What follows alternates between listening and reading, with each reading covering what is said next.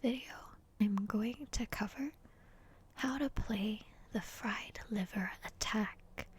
We'll look at some variations based on what black might play, and also how to play as black, including the infamous Traxler countergambit. So sit back, relax, and stick around for this attempt at a deep dive on a tactic, at least to the extent of what I know as an average chess enjoyer. This video is inspired by my friend who's trying to become better at chess, so this is for her. The fried liver attack is for white, a very key idea that I learned pretty early on playing as a beginner of chess in my high school fun online days. And it takes advantage of the fact that the f7 square or pawn and the f2 pawn is the weakest pawn on the board. And I mentioned this in the how to play chess video. The reason being, every other pawn has someone that defends it. Here, DE7 has 3 defenders, no, 4 defenders, so it's so loved and spoiled. And that's because the king is right here, which is very important. You can see every other piece, every other square has a defender, except for f7 and f2. So the fried liver attack takes advantage of this fact by double attacking this square. Whoops. Double attacking this square, and you're going to see how that works very shortly. And usually this starts in the Italian game, which is e4. And I assume black will probably play e5. And now, depending, it doesn't really matter, but your idea is you're going to get your bishop out to c4, which is a common development square, and knight to f3, again, very common. Let's say you go knight f3, and then to defend, black does something very natural, knight c6. Okay, and then we get our bishop out to c4, and again, a natural move is black coming out to knight f6, attacking the pawn in the center. And then instead of developing like normal, we are going to play the devious knight g5, which begins the fried liver attack with the intention of attacking on f7, which will fork both the queen and the rook. And if played well, you can win yourself a juicy rook, and that in essence is the fried liver attack.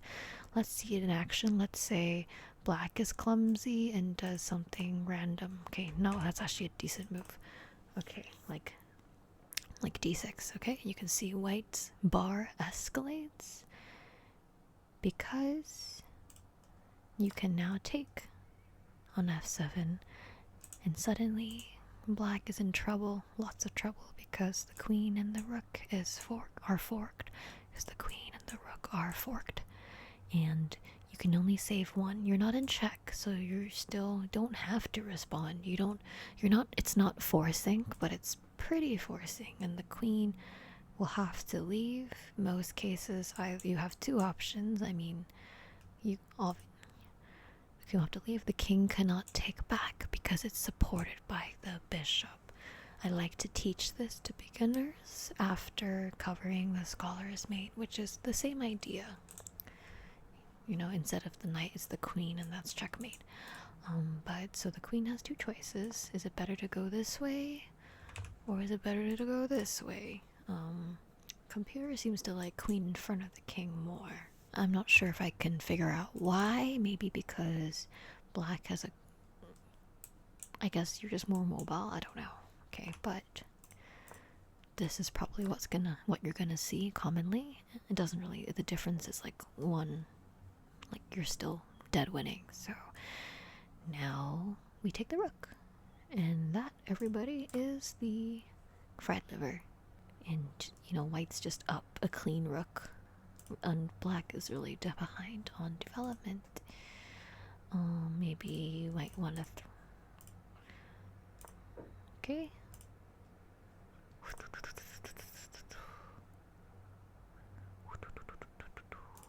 Whew, whew, and then we win. We just win even more material, and so that, everybody, is the fried liver attack in summary. To recap, we get the knight out this way and the bishop out this way.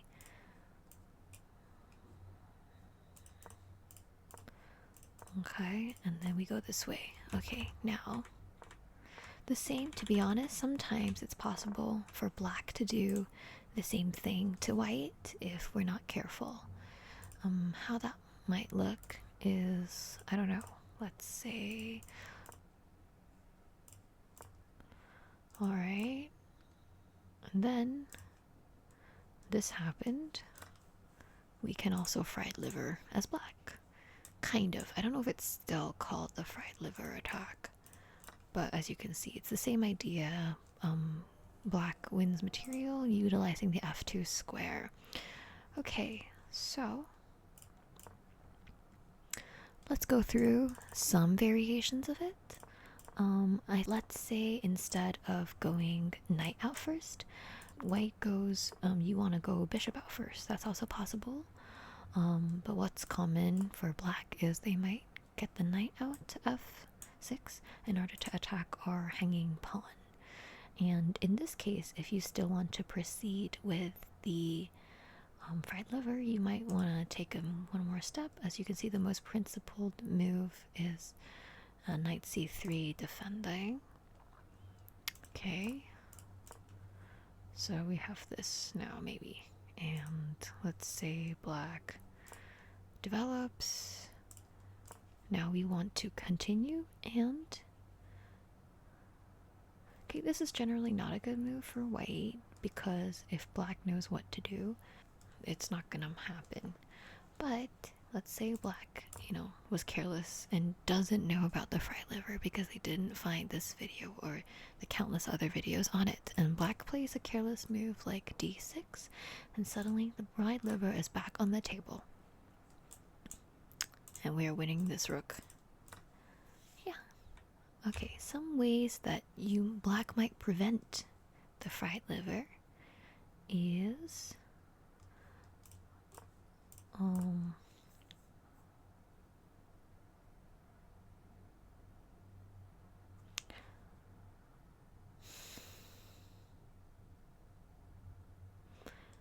one way that black might prevent the fried liver is to make sure this knight doesn't come and block this diagonal, because the knight wants to jump here, right, to g5. So, and the reason it can often do that is because the knight comes out to f6, which blocks the queen's vision of it. Okay, however, it might, yeah, so black can actually leave this open so that the knight is no longer a threat. So that knight coming out to g5 is not a threat. In that case, what I remember liking to do as a kid is, say they make a reasonable move like bishop c5, then I would like to double defend the knight on the g5 square, maybe by opening up my black bishop, and in that way, let's say if they make a different move, I don't know, like that, now I can jump to g5, and the queen shouldn't, well, the queen can take, but shouldn't take, because that would be a really bad trade. Instant loss. And in this case, black is still dealing with a fried. It's not very easy to stop it, because let's say bishop comes out, and well, actually, now, you know, white wins a takes after takes, white is winning a pawn. You know, white's gonna win another pawn unless they queen out. Then, you know, that's fine. I can run away, I can trade it. I'm in a pretty happy position.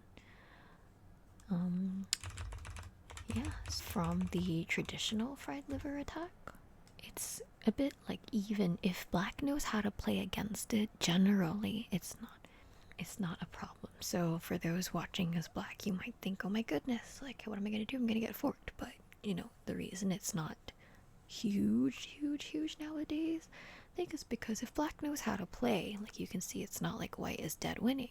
If black plays this right, black doesn't have to fall for the friedliver. So now I'm gonna go, so now that pretty much covers the friedliver. I'm going to now go a step further, and we're gonna look at what we would do against the friedliver if we are playing as black. I really want to treat you guys with, even though it's not much, everything that I know, so I hope you enjoy this. How to prevent the friedliver playing as black. And I feel like with the advent of the internet and chess YouTube, 10 years ago when I was playing chess in high school, like online chess in high school, I feel like people fell for the friedliver all the time. But nowadays it's very rare for that to happen. I feel like people don't fall for it anymore, and they notice when their weak square is being targeted. But also that's a bit biased because I play d4 nowadays. So maybe don't take my word for it. Maybe ask your e4 player friends if they've succeeded in the friedliver or if they've fallen for it. I know the kids fall for it still in my school. So okay, a disclaimer first actually. Okay, just a quick disclaimer here. Now, just because we've won a rook, I know it seems great, but it doesn't necessarily mean we've already won. Like, actually, you could easily still make mistakes as white and lose your huge advantage. It's just that, you know, you're up a clean rook and a pawn at this point. Alright, and likewise, if you're black, let's say, and I know as a kid, I've definitely blundered the friedliver many times in my life, but that doesn't necessarily mean I've lost. And actually, just because, you know, you're black and it seems like you've lost your rook and all hope is lost, but you never know. Like, there could be, you know, ways that could turn around and actually, like, it's not so bad anymore. And the funny thing is, in the times where I've blundered or quote-unquote blundered the friedliver, actually I might end up winning, because what happens, especially with, like, what happens a lot is that sometimes the opponent, like, gets complacent. You know what I mean? Like, they're like, oh, this person's a noob, like, they blundered the most obvious mistake, like the most obvious trap ever, the friedliver herder, and then they proceed to, in their complacency, in thinking that they're winning, just make some really silly mistake and blunder their queen. And then at that point, like, you know, I win. So I think my point is, like, especially if you're beginner to intermediate, but I think this applies to any level, probably, at least for the average layperson, like, even when you're down, it feels like you're down, I think you should never resign. You really should never resign.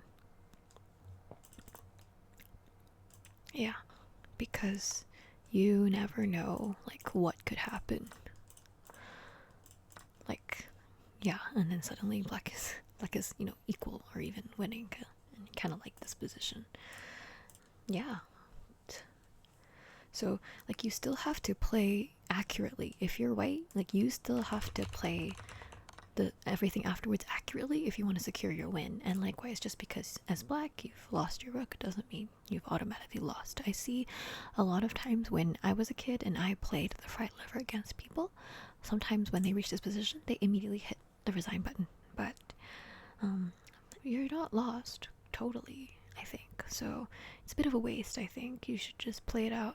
In my opinion, if you're not playing against a super GM, you can just play it out and see where it goes. And with that, we are going to talk about how we would prevent the friedliver as black. Now, okay, the easiest thing you could do is something that I've been trying to do more lately. Instead of going e5, c6, go into the Caro-Kann or some different opening. Okay, Caro-Kann as follows. right? And obviously there's no more bishop to c4 now because your pawn is here. After the exchange, your pawn is still there. The bishop being here would be ridiculous because you just win it for free.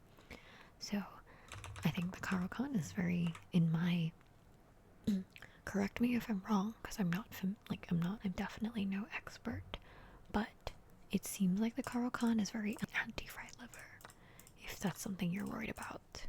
Yeah. Okay. Other options of in the opening could be like the Scandinavian defense. I personally played this for a little bit, but I didn't really like it, just because it's like your queen is moving around a lot, you know. What happens after? I don't even know. Oh, that's not the move. Let's see. Knight f6. Okay, knight f6. Yeah, like it's apparently proven to be slightly better for white if you play perfectly, but that doesn't mean. But for beginners, it's perfectly viable. So that's after e4, giving up the pawn, and d5 for a little queen trade. And if you get kicked, you can just move out. Yeah. Okay, those are some options. Okay, now let's say you are a very solid player. You want to play symmetrically. So you go with e4, e5. Fine, that's fine. Everything proceeds as follows, except now you have a few options. Okay, let's say you develop and then they do this. Now what you can do, top move according to this computer at least, is just go straight for counterintuitive d5, because let's say takes.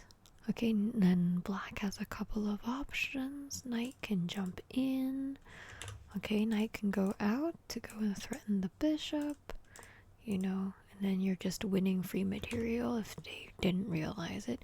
But the point of d5 is that even though it looks weird because you're losing a pawn, it looks like you're trading off a pawn, and you're inviting this pawn in. The point is the pawn blocks the bishop's sight of f7. So there's no longer, if they still do this anyway, it's not so good because now you can just take, and you know, you get this fat pawn center. And this is just really good for black, like, yeah.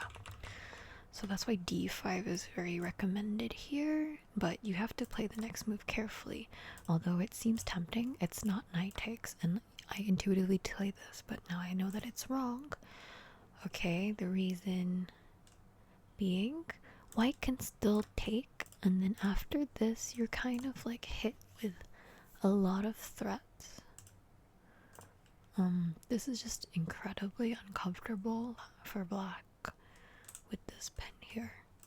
And then after knight brings pressure, even more pressure, like you're gonna lose this knight and everything is gonna fall apart.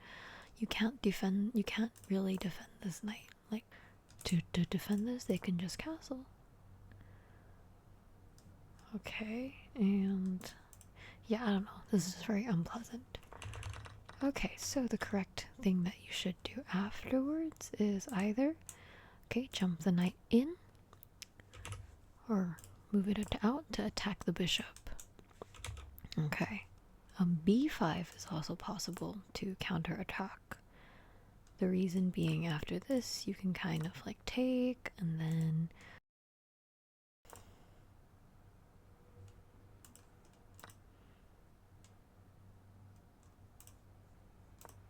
yeah, and this is defended. Okay, so remember, we don't take back. Instead, we jump or we push. Now, this is only the case if in the third move, our move is knight to our move is knight f6, because that creates the bridge for the knight to pass through, as it blocks our queen's vision of the knight, right? So, alternatively, what we can do to prevent the friedliver is to never play knight f6 at all. Instead, literally just any other move. We can develop our bishop. That's probably a good thing that I would do. This is what I would tend to do if I was playing as black against d4. If I'm not doing Caro-Kann. Okay, some people who are extra careful, if you've been traumatized before, you might even push to h6 to really prevent the knight from coming in, because obviously the knight's not gonna take here. If they really are adamant on the fried liver. Maybe they'll push in the center. Okay, actually, in this position, if you are in this position, it's a little bit too preemptive right now to play h6 because there's no threat. So I would recommend that the prophylactic move h6 comes after. Say you do bishop out and they play d3 in anticipation of using the bishop to support. And that's when you know they're probably going to come here, regardless of whether it's the knight jumping in for the fried liver or even the bishop coming in to make a, last-ditch attack on the queen. So that's when I think h6 is a reasonable move. But as you know, it's a little bit counter to opening principles of developing, but it's, one of those prophylactic or preventative moves.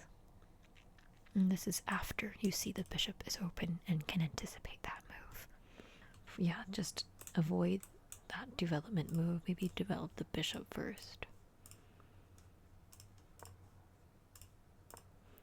Okay, and then in that case, sometimes they may open up d3 or even like d4. No, maybe not d4, d3 in order to allow their bishop to come down. That way protecting, giving the knight a way of passage to go to g5. But if that was the case, you can just block it like this. This is a prophylactic move. Prophylactic, as Magnus Carlsen would say. And then that way, obviously, the knight is not coming down to g5 anytime soon. This move is possible, right? Knight here to guard, but it's not very good because in most cases what happens is the bishop will just take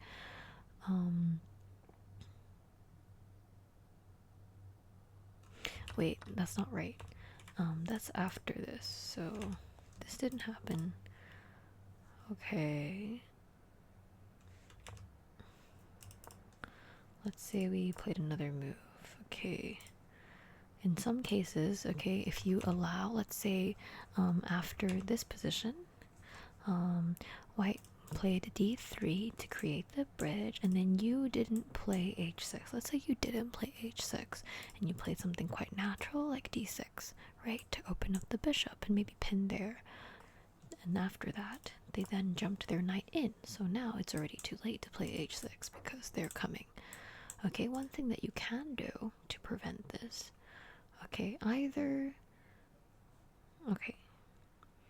one thing you can do, I think the main thing to do here is, two options I would say. One is knight to h6, that way you're defending that square, so if there's takes you can take back, and then they just lose material. Even though you lose the castling, it's fine because you're winning material. Now just be careful not to go king to e7 because then the bishop's gonna pin your king to the queen and you're gonna lose a queen, so just avoid that. I think that could easily happen if you're not careful. So that's option one, is the knight jumping out to h6. Okay, option two is, since you know that you're gonna get forked, option two is to simply allow the taking of f7. But since you know that you're about to get forked, you simply move your queen out of the way. So maybe you go here. Okay, and then that way you accept that you're about to lose the rook. But also, the reason why black has mate in one is because you're actually counter-threatening something even worse, right? So if they were not careful and they took with the knight, you would just win with checkmate. The reverse scholar's mate from black to white.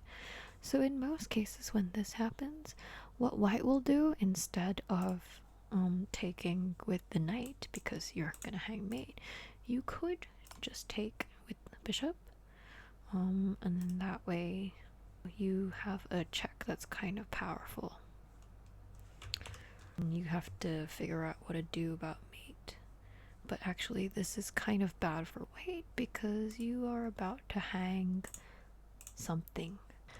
So that's why, as black, there's actually no need to fear the fried liver attack. I'm not really presenting it that well, But I just want you to know that you have many tools at your disposal to fight against it, okay? So I think queen tucked over here is safe. In most cases. Oh wow, that's a terrible move. The reason is because now you win a knight. Okay, so the point is, there are many ways to not lose just because your opponent is trying to friedliver. I kind of find it really cute when an opponent tries to friedliver me. I don't think it's as common nowadays. Let me know in the comments if you've seen someone do that. I really would like to know. It really doesn't look that common. But anyway, there's one more very infamous way that black can deal with the attempts of a friedliver, and I believe that is called the Traxler countergambit. Okay, and that is after knight knight. Okay, and the knight has jumped down, so you've kind of baited it into coming to g5, and instead of doing the things that we proposed just now, so that's pushing to d5, instead of doing that, okay, you play the riskier bishop c5. So you are actually allowing this take, but you are going to make a grandiose sacrifice, and that's going to be bishop takes on f2. But I'm hesitant because, to be honest, don't think I've succeeded in using the Traxler very well. Something always goes wrong for me.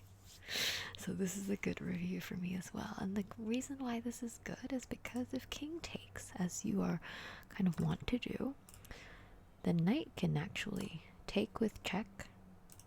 Okay, and let's say king comes out. You can see the eval bar has just died because we have f6. Okay, we have the queen coming in, and if the king makes the devastating mistake, well, the king has two legal moves, right?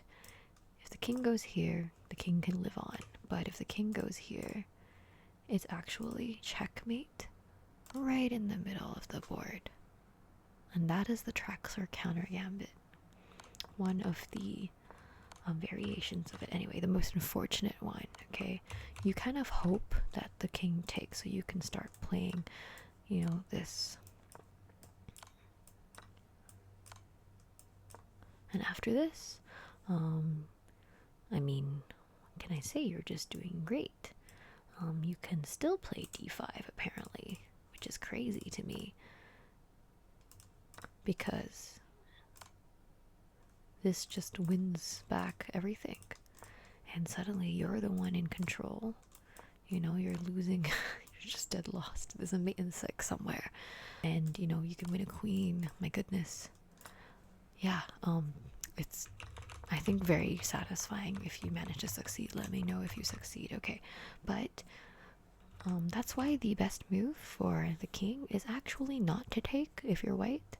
Okay, you don't want to take, you actually want to move in to f1, which is so counterintuitive, but at least that prevents the mates. And now actually white is still a little bit better. Black's best move now is apparently now queen e7. Okay, and just accept that you're losing the rook, but this time you can jump the knight into the middle. Okay, and eventually you can probably win back this knight. Yeah, and actually your queen doesn't really have much space to move. Your queen literally can't move because all of these squares are seen by your knights and the bishop, which is pretty cool. So just because I'm no expert, I don't want to get into the gritty details of the Traxler counter gambit. If it happens to you, just know you should move in and do not take this bishop. Yeah, and so that is basically that. Let me know if you try some games on the friedliver. You know what? Just for fun, maybe I will try one game where I attempt to play the friedliver. Let's do it on bullet, because it's bullet. Ugh, we're black. Damn.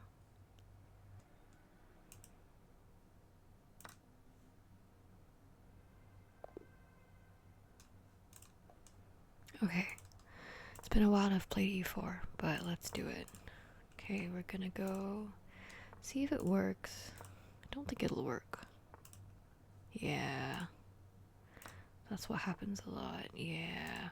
They know how to play. And I don't, so that's fun. Mm.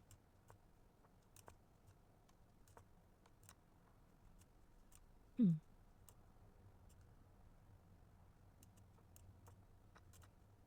Mm.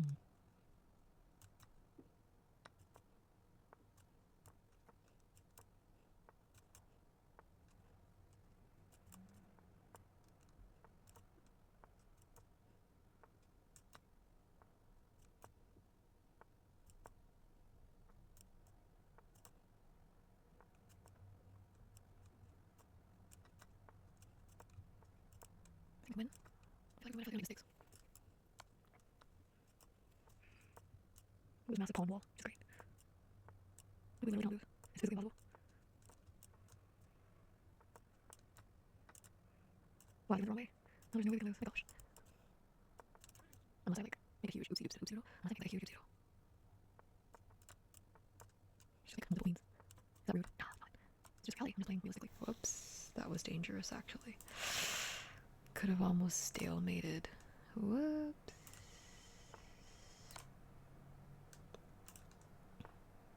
Okay. Okay, great. I mean, see, generally people don't fall for it anymore, but I hope that was an entertaining game to watch anyway. Let me know if you have any questions and what you think. Hopefully this is a good guide on how not to fall for it rather than finding it useful. I don't think it's like very useful anymore. I say like 4 out of 10, but you know, it's like fun. So thank you so much for watching and hope to see you next time. Bye bye.